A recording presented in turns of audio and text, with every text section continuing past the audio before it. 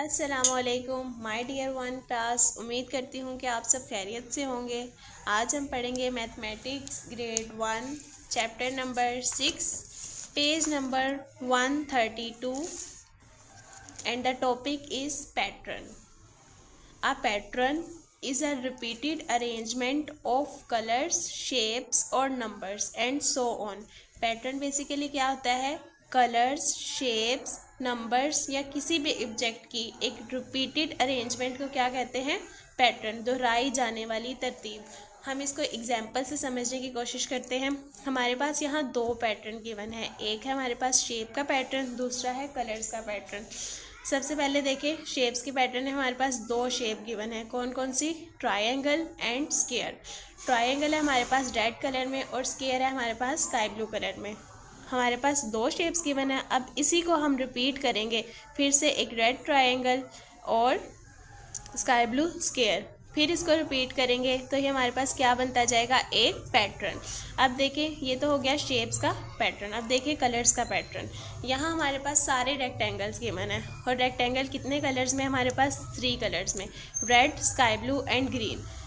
अब हमारे पास 3 कलर्स में रेक्टेंगल गिवन है। अब अगर हमने इससे आगे पैटर्न बनाना हो तो हम क्या करेंगे? फिर से एक रेड रेक्टेंगल लगाएंगे, एक स्काई ब्लू रेक्टेंगल लगाएंगे और एक ग्रीन रेक्टेंगल लगाएंगे। अब अगर इससे भी आगे हमने पैटर्न बनाना हो तो हम इसी तरतीब से इससे आगे भी पैटर्न बना सकते हैं। आए चलते हैं अपने आज के क्वेश्चन की तरफ। Tick the appropriate shape to complete the pattern. हमारे पास यहाँ कुछ पैटर्न गिवन है और इन पैटर्न में कुछ हमारे पास मिसिंग शेप्स है। हमने मिसिंग शेप्स को ढूंढना है और उनको टिक करना है। सबसे पहले देखिए हमारे पास एक स्क्वायर है और एक ट्रायंगल, फिर से स्क्वायर, फिर ट्रायंगल, फिर स्क्वायर एंड फिर ट्रायंगल। अब हमारे पास फिर से क्या आएगा? ट्रायंगल के बाद देखिए क्या आ रहा है? स्क्वायर, स्क्वायर के बाद ट्रायंगल, ट्रायंगल के बाद स्क्वायर, स्क्वायर के बाद फिर ट्रायंगल, ट्रायंगल के बाद क्या आएगा? स्क्वायर। शाबाश, स्क्वायर को टिक कर दें।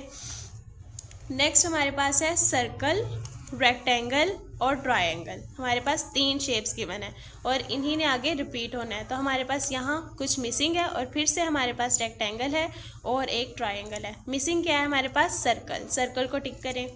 नेक्स्ट हमारे पास रेक्टेंगल्स गिवन है। ये हमारे पास रेक्टेंगुलर शेप है और ये हमारे पास रेक्टेंगल है। फिर से रेक्टेंगुलर शेप, रेक्टेंगल, फिर रेक्टेंगुलर शेप। अब क्या आएगा यहाँ पर? रेक्टेंगल। इसको टिक करें। नेक्स्ट हमारे पास सर्कल और स्क्वायर, सर्कल और स्क्वायर। सबसे पहले देखें सर्कल, फिर स्क्वायर, फिर यहाँ पर क्या आना है? सर्कल, फिर स्क्वायर, फिर सर्कल, स्क्वायर, स्क्वायर के बाद फिर से क्या आना है? सर्कल। यानी इन दोनों मिसिंग स्पेस पे क्या आएगा? सर्कल। नेक्स्ट हमारे पास है कलर्स का पैटर्न। सबसे पहले देखें हमारे पास कुछ स्क्वायर्स गिवन है। सबसे पहले sky blue, parrot and light purple, फिर स्काई ब्लू, स्काई ब्लू के बाद कौन सा आएगा? पैरेट और फिर लाइट पर्पल, फिर स्काई ब्लू और फिर पैरेट। यानी इन दोनों मिसिंग स्पेस पे कौन सा स्क्वायर आएगा हमारे पास? पैरेट। तो आप लोगों ने इसको फिल करना है और अपना आज का होमवर्क कर लेना है। उम्मीद करती हूँ आपको आज के लेक्चर की समझ आई होगी। मिलती हूँ अपनी अगली वीडियो में, तब तक के लिए खुदा हाफिज़। अस्सलामुअलैकुम माय डियर टू क्लास। उम्मीद करती हूँ कि आप सब खैरियत से होंगे। आज हम पढ़ेंगे mathematics grade 2 chapter number 5 time and the page number 122। Page number 122 पे हमारे पास कुछ वर्कशीट्स हैं। हम चलते हैं अपने क्वेश्चन नंबर 1 की तरफ। देखते हैं राइट AM और PM for the given time. दिए गए टाइम के लिए AM और PM लिखिए। तो इससे प्रीवियस लेक्चर में मैंने आप लोगों को AM और PM का कंसेप्ट बताया था, तो उसको देखते हुए हमने अपने आज का लेसन देखना है। सबसे पहले हमारे पास जो टाइम गिवन है वो है मॉर्निंग के 8:50 o'clock। मॉर्निंग के 8:50 यानी मॉर्निंग की बात की जा रही है। मैंने आपको इससे प्रीवियस लेक्चर में बताया था कि मिड नाइट टू नून यानी रात 12 से सुबह 12 बजे तक हमारे पास कौन सा टाइम होता है? AM। और जो दोपहर 12 से रात 12 बजे तक का टाइम है उसको हम किस में कंसिडर करते हैं? PM में। इसी को देखते हुए हमने इनको सोल्व करना है। तो देखें मॉर्निंग सुबह के टाइम की बात हो रही है तो हम इसके लिए क्या यूज़ करेंगे? AM। नाइट के 1:30 यानी रात के 12 बजे के बाद का टाइम। तो 12 बजे के बाद मैंने आपको बताया टाइम किस में चेंज हो जाता है? AM में। तो यहाँ भी AM लिखें। नून दोपहर के 12 बजे, दोपहर के 12 बजे का कौन सा टाइम है? PM का। नाइट 8:30 रात के 8:30 ये रात के जो 8:30 है ना, ये मिडनाइट से पहले पहले वाला टाइम है, और ये नाइट के 1:30 मिडनाइट के बाद वाला टाइम है, यानी ये 12 बजे से पहले का टाइम है और ये 12 बजे के बाद का टाइम था। तो 12 बजे के बाद का टाइम AM में कंसिडर होता है और 12 बजे से पहले का टाइम PM में कंसिडर होता है। तो यहाँ PM लिखे। अब इवनिंग के 5 o'clock यानी शाम के 5 बजे, ये टाइम भी PM में काउंट होगा। बिफोर नून 11:30 यानी दोपहर से पहले। अगर आफ्टरनून, यहाँ देखें आफ्टरनून है यानी दोपहर के बाद। दोपहर के बाद टाइम किस में चेंज हो जाता है? PM में। यहाँ पर दोपहर से पहले की बात की गई है तो AM यूज़ करेंगे। मिडनाइट यानी रात के पूरे 12 बजे कौन सा टाइम होता है हमारे पास? AM का। नेक्स्ट देखते हैं, हमारे पास दूसरा क्वेश्चन है, draw hands of clock to show time in hours and minutes. मैंने आप लोगों को बताया हुआ है कि क्लॉक में कितने हैंड्स होते हैं? 2 हैंड्स। एक को हम आवर हैंड कहते हैं और दूसरे को मिनट हैंड। जो आवर हैंड होता है वो हमारे पास किसको रिप्रेजेंट करता है? आवर्स को यानी घंटों को। और जो मिनट हैंड होता है वो मिनट्स को रिप्रेजेंट करता है। तो यहाँ पर देखें, सबसे पहले हमारे पास टाइम गिवन है 9:05। तो 9 हमारे पास क्या है? आवर। तो 9 पे हम क्या बना लेंगे? अपना आवर हैंड। और 1 हमारे पास, 5 हमारे पास क्या है? मिनट्स। मैंने आपको बताया था इससे प्रीवियस वीडियो में कि हमने मिनट्स कैसे काउंट करने हैं। हमने 12 से काउंट करना शुरू करने हैं अपने मिनट्स। मैंने बताया था कि 12 से 1 तक हर टाइम इंटरवल कितने मिनट्स का होता है? 5 मिनट्स का। यानी अगर मिनट हैंड हमारे पास 1 पर होगा, इसका मतलब 5 मिनट्स हो चुके हैं।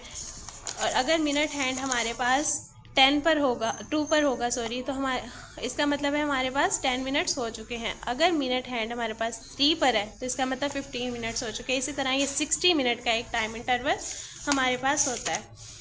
तो अब हमने 5 मिनट्स बताने हैं, तो हम 12 से काउंट करना शुरू करते हैं। 1 2 3 4 5। तो कहाँ पर आएगा मिनट हैंड? 1 पर। नेक्स्ट हमने क्या शो करना है? 12:45। तो 12 हमारे पास आवर है, तो 12 पर हम क्या बना लेंगे? अपना आवर हैंड। और 45 मिनट्स बताने हैं, तो यहाँ से काउंट करना शुरू करते हैं। 1 पर कितने मिनट होते हैं? 5 10 15 20 25 30 35 40 एंड 45। यानी 9 पर हमारे पास कितने मिनट्स बनेंगे? 45। तो मिनट हैंड हम 9 पर बना लेंगे। नेक्स्ट है हमारे पास 7:55। 7 हमारे पास आवर है, तो 7 पर हम अपना आवर हैंड बना लेंगे और 55 मिनट्स शो करने हैं। तो चलते हैं 5 10 15 20 25 30 35 40 45 50 एंड 55। 11 पर हमारे पास कितने मिनट्स बन रहे हैं? 55। तो हम अपना मिनट हैंड 11 पर बना देंगे। ये सेम सारे क्वेश्चन इसी तरह से होने हैं। आप लोगों ने इसका होमवर्क कर लेना है। उम्मीद करती हूँ कि आपको आज के लेक्चर की समझ आई होगी। अस्सलामुअलैकुम माय डियर 3 क्लास। उम्मीद करती हूँ कि आप सब खैरियत से होंगे। आज हम पढ़ेंगे mathematics grade 3 chapter number 6 geometry and page number 122। Page number 122 का question number 1, find the perimeter of the following figures. इससे प्रीवियस की वीडियो में मैंने आप लोगों को बताया था कि पेरीमीटर कैसे फाइंड करते हैं, स्क्वायर, ट्रायंगल और रेक्टेंगल का। तो उसी फॉर्मूलाज को यूज़ करते हुए हमने अपने आज के क्वेश्चंस में पेरीमीटर फाइंड करना है। तो सबसे पहले हमारे पास एक स्क्वायर गिवन है। मैंने आप लोगों को बताया कि स्क्वायर की तमाम साइड्स हमारे पास क्या होती हैं? इक्वल। यानी अगर हमें एक साइड गिवन हो 5 सेंटीमीटर, तो बाकी सारी साइड्स भी कितनी होंगी? 5 सेंटीमीटर्स की ही होंगी। तो आइए इसको सॉल्व करते हैं।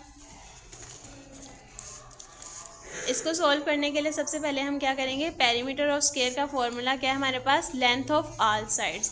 यानी ये हमारे पास इसकी एक साइड है, ये दूसरी साइड, ये तीसरी और ये 4 वाली साइड है हमारे पास। तो हम इनको क्या कर देंगे? Plus length of all sides, sum of length of all sides.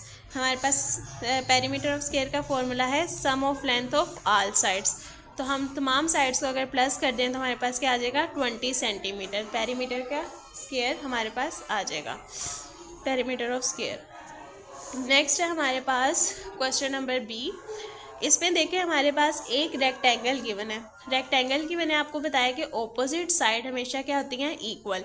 देखिए यहाँ पर अगर ये 5 सेंटीमीटर हमारे पास ब्रेथ है, तो इसकी ऑपोजिट साइड में हमारे पास ब्रेथ है और ये भी कितनी है 5 सेंटीमीटर। यहाँ पर हमारे पास लेंथ 8 सेंटीमीटर है और इसके ऑपोजिट पे लेंथ हमारे पास कितनी है 8 सेंटीमीटर। पेरीमीटर ऑफ रेक्टेंगल का फॉर्मूला भी कुछ इस तरह से है, sum of length of all sides. तो हम इसकी तमाम साइड्स की लेंथ को प्लस कर देंगे, length plus breadth plus length plus breadth, क्योंकि हमें पता है रेक्टेंगल में हमारे पास 2 लेंथ होती हैं और 2 ही ब्रेथ होती हैं। तो सबसे पहले लेंथ ब्रेथ, तो इन सबको प्लस कर देंगे तो हमारे पास क्या आ जाएगा पेरीमीटर ऑफ रेक्टेंगल। नेक्स्ट हमारे पास है एक ट्राइंगल की 3 साइड्स होती हैं। पेरीमीटर ऑफ ट्राइंगल, इसका फॉर्मूला भी इस तरह से है, sum of length of all sides. अगर हम इसकी तमाम साइड्स की लेंथ को प्लस कर दें तो हमारे पास क्या आ जाएगा पेरीमीटर ऑफ ट्राइंगल। तो हमने इसी तरह से किया, लेंथ ऑफ ऑल साइड्स, एक साइड की लेंथ हमारे पास है 4 सेंटीमीटर, दूसरी की 6 सेंटीमीटर एंड थर्ड साइड की लेंथ हमारे पास क्या है 5 सेंटीमीटर। हमने इस सब को प्लस कर दिया तो हमारे पास क्या आ गया पेरीमीटर ऑफ ट्राइंगल। यही थे आज के क्वेश्चंस। इन क्वेश्चंस को आप लोगों ने अपनी कॉपी पर नोट कर लेना है। उम्मीद करती हूँ आपके आज के लेक्चर की समझ आई होगी। मिलती हूँ अपनी अगली वीडियो में, तब तक के लिए खुदा हाफिज़। अस्सलामुअलैकुम माय डियर फॉर क्लास। उम्मीद करती हूँ कि आप सब खैरियत से होंगे। आज हम पढ़ेंगे mathematics grade 4 chapter number 5 exercise number 5.9 question number 2। Question number 1 इससे प्रीवियस वीडियो में हम कर चुके हैं। आज हम करेंगे question number 2, subtract the following. ये क्वेश्चन भी क्वेश्चन नंबर 1 की तरह बहुत आसान है। उस पर हमने एडिशन करनी थी, इसमें हमने सब्ट्रैक्शन करनी है। तो हमने क्या करना है 38 मिनट्स 10 सेकेंड्स को 59 मिनट्स 48 सेकेंड्स में से क्या करना है माइनस करना है। 38 मिनट 10 सेकेंड को 59 मिनट 48 सेकेंड में से माइनस करना है। तो हमने इसका सोल्यूशन किस तरह से करना है, ये हमारे पास क्वेश्चन नंबर 2 का पार्ट नंबर ए। पहले हमने फाइनल यूनिट्स ऊपर लिख लिए, उसके बाद हमने जिस में से सब्ट्रैक्ट करना है उसको हमने ऊपर रखना है और जिसको सब्ट्रैक्ट करना है उसको हमने नीचे रखना है। यानी सेकंड वैल्यू को हम इसमें ऊपर रखेंगे और फर्स्ट वैल्यू को हम क्या करेंगे नीचे रखेंगे। और इस तरह से हम इसको सॉल्व करेंगे। 8 में से 0 माइनस करें तो हमारे पास 8 आएगा, 4 में से 1 माइनस करें तो 3, 38 सेकेंड्स, 9 में से 8 माइनस करेंगे तो 1 और 5 में से 3 माइनस करेंगे तो 2, 21 मिनट्स। नेक्स्ट क्वेश्चन हमारे पास question number B, 65 minutes 18 seconds from 95 minutes 31 second. इसमें भी सेम हम इस वैल्यू को ऊपर रखेंगे और इस वैल्यू को नीचे, क्योंकि हमने इस वैल्यू को इस में से सब्ट्रैक्ट करना है। तो 1 में से 8 नहीं जा सकते, हम क्या करेंगे कैरी ले लेते हैं। कैरी लेंगे 11 में से हम क्या करेंगे 8 को माइनस करेंगे तो हमारे पास क्या आ जाएगा 3। अब यहाँ क्या बच गया 2 में से हम 1 को माइनस करेंगे तो क्या आएगा हमारे पास 1। इसी तरह से 5 में से 5 को माइनस करें 0, 9 में से 6 को माइनस किया तो हमारे पास क्या आ जाएगा 3, 30 मिनट्स 13 सेकेंड्स। नेक्स्ट है हमारे पास part C, 28 hours 4 minutes 10 seconds from 68 hours 24 minutes 20 seconds. हमने इसमें से इसको माइनस करना है तो हम इसको ऊपर रख लेंगे और इसको नीचे। 0 में से 0 माइनस करें 0, 2 में से 1 माइनस किया 1, इसी तरह से 4 में से 4 माइनस करेंगे तो 0 और 2 ऐसे ही नीचे आ जाएगा। 8 में से 8 माइनस करेंगे 0, यहाँ 6 है, 6 में से 2 माइनस करेंगे तो हमारे पास क्या बच जाएगा 4, यानी 40 आवर्स 20 मिनट्स 10 सेकेंड्स। चलते हैं पार्ट डी की तरफ। पार्ट डी भी हमारे पास सेम इसी तरह से है, उसमें भी हमारे पास आवर्स मिनट्स और सेकंड्स में टाइम गिवन है और हमने इसमें से इसको क्या करना है माइनस, इसको ऊपर लिख लेंगे और इसको नीचे, देन हम इसका सब्ट्रैक्ट कर देंगे। पार्ट ई में हमारे पास करें 8 में से 5 को माइनस किया 3, इसी तरह से 0 में से 8 हम माइनस नहीं कर सकते तो हम क्या करेंगे यहाँ से एक कैरी ले लेंगे, हमारे पास ये 10 बन गया। 10 में से 8 को माइनस करेंगे तो हमारे पास क्या आ जाएगा 2, 4 में से 1 को माइनस किया 3 एंड 4 में से 2 को माइनस किया तो 2। इसी तरह से पार्ट एफ भी सेम पार्ट ई की तरह है एंड पार्ट जी भी सेम पार्ट एफ की तरह है। आप लोगों ने इसको सॉल्व कर लेना है और इसका होमवर्क करना है नीट अपनी कॉपीज़ पर। मिलती हूँ अपनी अगली वीडियो में। उम्मीद करती हूँ कि आपको आज का लेक्चर समझ आया होगा। तब तक के लिए खुदा हाफिज़। अस्सलामुअलैकुम माय डियर 5 क्लास। उम्मीद करती हूँ कि आप सब खैरियत से होंगे। आज हम पढ़ेंगे मैथमेटिक्स ग्रेड 5 एक्सरसाइज नंबर 6.2। इससे प्रीवियस वीडियो में हमने 6.2 के क्वेश्चन नंबर 1, 2 एंड 3 किए थे। आज हम करेंगे क्वेश्चन नंबर 4। क्वेश्चन नंबर 4 की स्टेटमेंट है हमारे पास, the rent of a fair car for 6 days। एक कार का 6 दिन का किराया हमारे पास कितना है? 27,000। Find the rent the car for 15 days। हमने 15 days का किराया फाइंड करना है। तो हम क्या करेंगे, चलते हैं इसके सोल्यूशन की तरफ। सोल्यूशन है हमारे पास, हमें सबसे पहले देखिए इस क्वेश्चन में गिवन क्या है। 6 days rent of a car, एक कार का 6 दिन का किराया हमारे पास कितना है? 27,000। फाइंड क्या करना है? Rent of 1 day, sorry rent of 15 days। तो रेंट ऑफ 15 days फाइंड करने के लिए हमें सबसे पहले रेंट ऑफ 1 day यानी एक दिन का किराया पता होना चाहिए। तो रेंट ऑफ 1 day फाइंड करने के लिए हम क्या करेंगे? 27,000 को 6 पर क्या कर देंगे? डिवाइड। 27,000 को 6 पर डिवाइड करेंगे, हमारे पास आ जाएगा 4500। अब क्या करेंगे? Rent of car for 15 days find करने के लिए 4500 को हम किससे मल्टीप्लाई कर देंगे? जितने डेज़ का हमने फाइंड करना है, यानी 15 से। 45 को अगर हम 4500 को अगर हम 15 से मल्टीप्लाई करें तो हमारे पास क्या आ जाएगा? 67500 रुपीज़। ये हमारे पास क्या आ गया? Rent of car for 15 days। Next है हमारे पास क्वेश्चन नंबर 5। क्वेश्चन नंबर 5 है हमारे पास, एक car covers a distance of 644 kilometre in 7 hours। एक कार 7 घंटों में 644 किलोमीटर डिस्टेंस कवर करती है। तो बताएं how much distance will cover in 12 hours। 12 घंटों में कितना डिस्टेंस कवर होगा? ये क्वेश्चन भी क्वेश्चन नंबर 4 की तरह है। इसका सलूशन देख लेते हैं।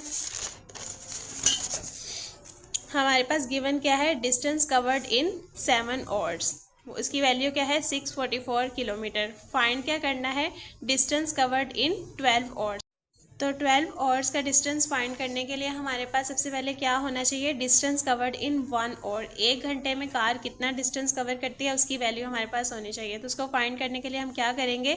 644 को 7 पर डिवाइड कर देंगे तो हमारे पास क्या आ जाएगा? Distance covered in 1 hour। एक घंटे में जितना डिस्टेंस कवर हुआ है उसकी वैल्यू आ जाएगी।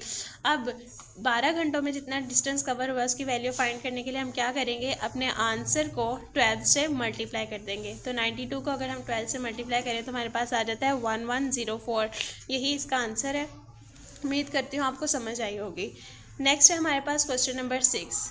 If the cost of 12 litre of milk is ₹1320, what will be the cost of 7 litre of milk. अगर हमारे पास 12 लीटर ऑयल की कॉस्ट 1320 रुपीज़ है तो फाइंड क्या करनी है? Cost of 7 litre milk, sorry यहाँ पर मिल्क आएगा।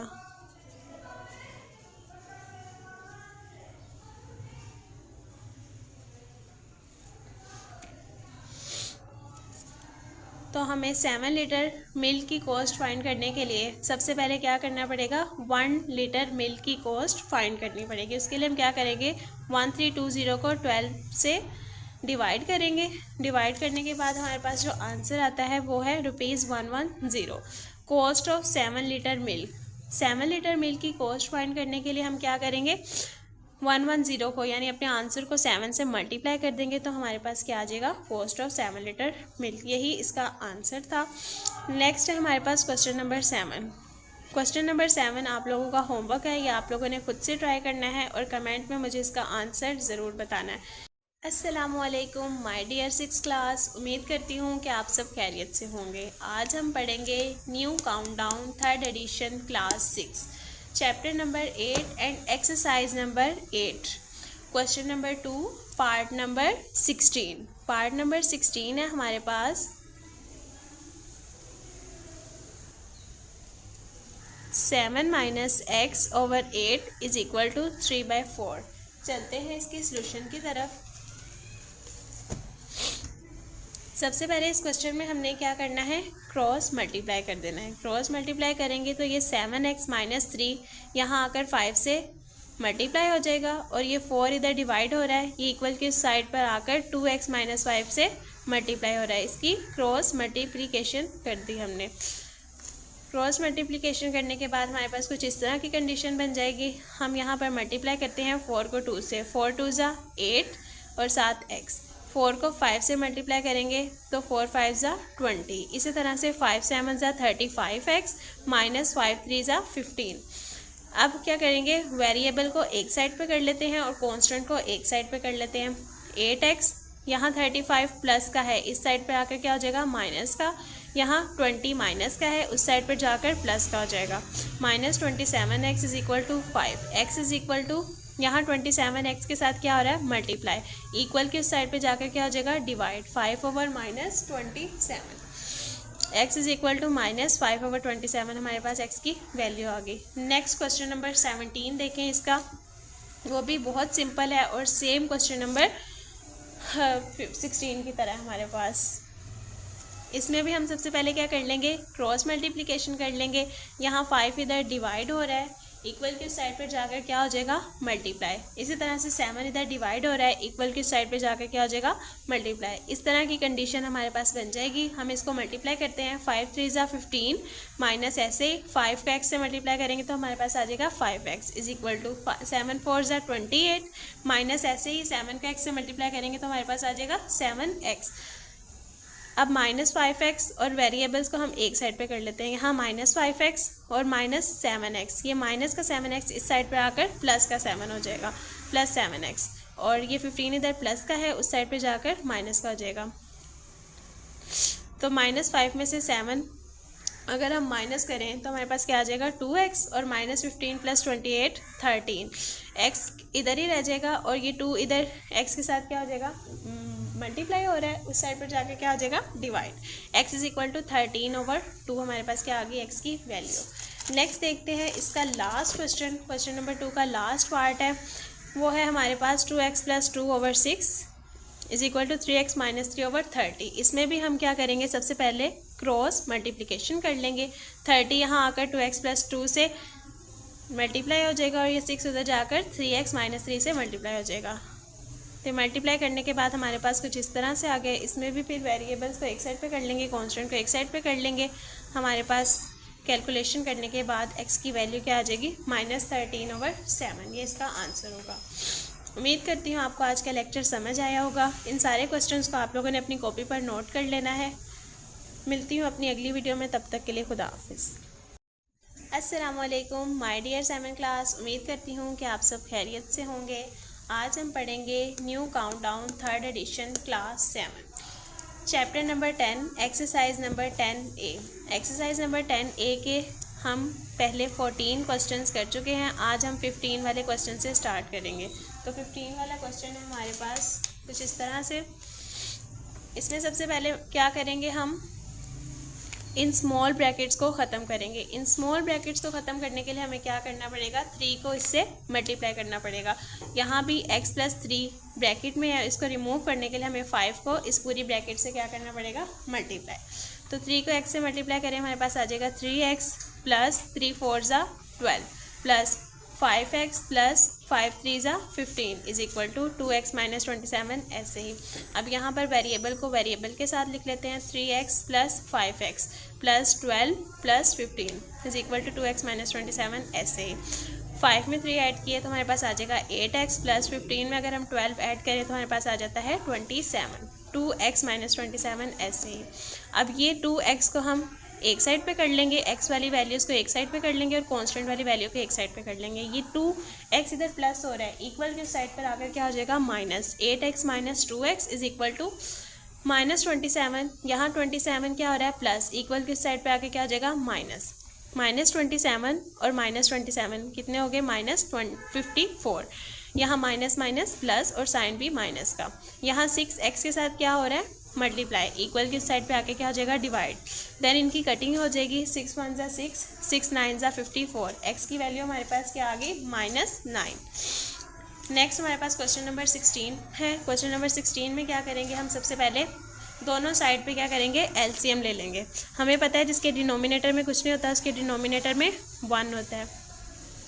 तो मल्टीप्लाई करें, c को 1 से मल्टीप्लाई करेंगे तो हमारे पास क्या आ जाएगा c अब क्या करेंगे, इनकी क्रॉस मल्टीप्लाई, यानी c को ax से मल्टीप्लाई कर देंगे और 1 को b से मल्टीप्लाई कर देंगे। c को ax से मल्टीप्लाई करेंगे तो हमारे पास आ जाएगा axc प्लस b को 1 से करेंगे तो b ही आएगा। इसी तरह से इक्वल की उस साइड पे a को हम क्या करेंगे, cx से मल्टीप्लाई कर देंगे और b को 1 से। a को cx से मल्टीप्लाई किया तो acx plus b over a। अब क्या करेंगे, इसकी अगेन क्रॉस मल्टीप्लिकेशन कर देंगे। यहाँ a इधर डिवाइड हो रहा है, उस साइड पे आके क्या हो जाएगा, मल्टीप्लाई। सेम इस तरह से यहाँ c डिवाइड हो रहा है, इक्वल की उस साइड पे जाकर क्या हो जाएगा, मल्टीप्लाई। तो a को हम इस पूरी वैल्यू के साथ मल्टीप्लाई करेंगे और c को भी इसके साथ मल्टीप्लाई करेंगे। a को ax c से मल्टीप्लाई किया तो हमारे पास आ गया, यहाँ भी a की पावर 1 है और यहाँ भी 1, तो कितनी पावर होगी a की 2। हमें पता है मल्टीप्लाई में पावर क्या हो जाती हैं, ऐड। a को a से मल्टीप्लाई करेंगे तो a स्क्वायर एक्स सी साथ ऐसे plus a b is equal to a, यहाँ c का स्क्वायर हो जाएगा क्योंकि यहाँ c की पावर 1 है और यहाँ भी c की पावर 1 है, तो c को c से मल्टीप्लाई किया तो 2 a c square x plus b सी।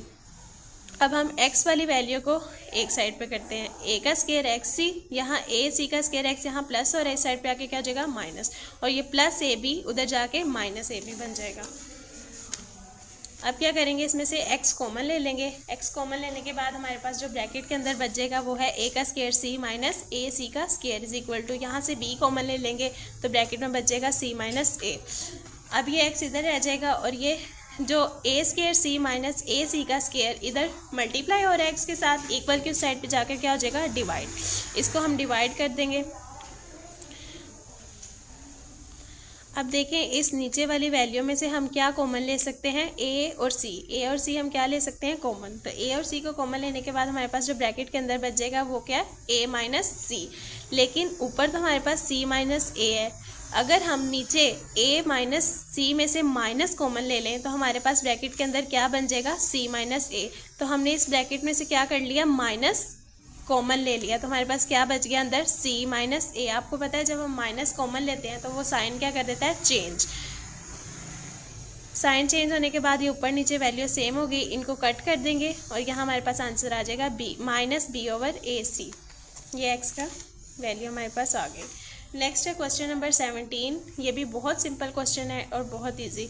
इसमें हम क्या करेंगे, सबसे पहले इस साइड पे एलसीएम ले लेंगे। l को m से मल्टीप्लाई किया, हमारे पास lm आ गया और यहाँ क्रॉस मल्टीप्लाई कर देंगे, m को x माइनस ए से और l को x माइनस बी से। मल्टीप्लाई करने के बाद हमारे पास आ गया mx minus am plus lx minus bl is equal to al plus bm। यहाँ डिनोमिनेटर सेम है तो यहाँ हमने lm को lm से कैंसिल कर दिया। अब हमने क्या करना है, x वाली वैल्यू को x वाली के साथ लिख लेना है, mx plus lx is equal to, और दूसरी वैल्यूज़ के इक्वल की उस साइड पे ले जाना है। यहाँ al प्लस bm और ये माइनस am इधर आकर प्लस का am हो गया और ये माइनस bl इस साइड पर आकर प्लस का bl हो गया। यहाँ से x कॉमन ले लेंगे, हमारे पास ब्रैकेट के अंदर बचेगा m plus l is equal to. अब इनको कुछ इस तरह से अरेंज करेंगे हम इनमें से कॉमन ले सकें, तो bm plus al plus am plus bl, यहाँ x कॉमन लिया हुआ है हमने, is equal to al plus am plus bm plus bl। इस तरह से हमने इसको अरेंज कर लेना है। अब देखें ना, अब हम इसमें से a कॉमन ले सकते हैं और इसमें से b कॉमन ले सकते हैं। तो a कॉमन लेंगे, हमारे पास क्या बचेगा अंदर ब्रैकेट में l प्लस m, और यहाँ से b कॉमन लेने के बाद हमारे पास क्या बचेगा m प्लस l। दोनों के साथ साइन प्लस का है तो इससे कोई फ़र्क नहीं पड़ता l प्लस m लिखा हो या m प्लस l लिखा हो। तो देखें, अब हमारे पास एक तरह की ये फैक्टराइजेशन हो गई है। तो हम क्या कर सकते हैं, देखें ब्रैकेट के अंदर वाली वैल्यू सेम है तो हम इसको एक दफ़ा लिख लेते हैं और a प्लस b को एक ब्रैकेट में लिख लेते हैं, l प्लस m और a प्लस b। यहाँ पर m प्लस l जो था वो x से क्या हो रहा था, मल्टीप्लाई, लेकिन इक्वल की उस साइड पर जाकर क्या हो गया, डिवाइड। m प्लस l से कैंसिल हो गया और x की वैल्यू हमारे पास क्या आ गई, a प्लस b। उम्मीद करती हूँ आपको आज के लेक्चर की समझ आई होगी। क्वेश्चन नंबर 18 आप लोगों का होमवर्क है, आप लोगों ने इसको करना है और इसका आंसर आप लोगों ने मुझे कमेंट बॉक्स में बताना है। मिलती हूँ अपनी अगली वीडियो में, तब तक के लिए खुदा हाफिज़।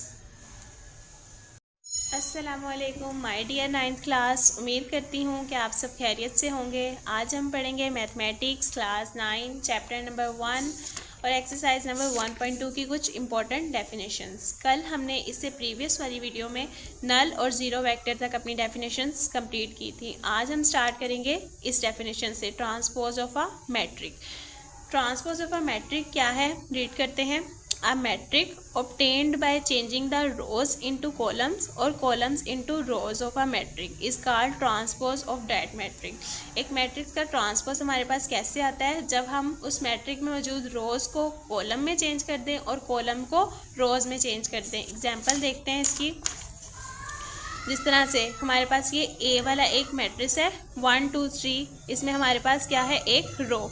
लेकिन अगर हम इसको कॉलम में चेंज कर दें तो ये हमारे पास क्या आ जाएगा, ए का ट्रांसपोज। इसी तरह से दूसरी रो को भी हमने किस में चेंज कर दिया, कॉलम में, और तीसरी रो को भी हमने कॉलम में चेंज कर दिया। इनमें से कोई सी एक एग्जाम्पल आप लोगों ने कर लेनी है।